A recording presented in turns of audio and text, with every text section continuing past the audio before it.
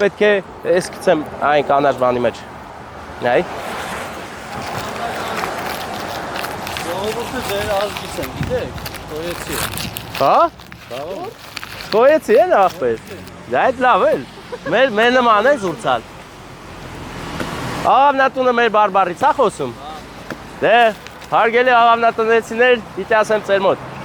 Գնացի։ Ապե ուր է, դրել ես դե, դու ես վերցե։ Հա, քամին տարել է, հենա։ Այսօր գրիպ եմ, հայպես որ կներեք, որ անընդհատ սենց եմ անում։ Ինչ անեմ, գրիպ եմ։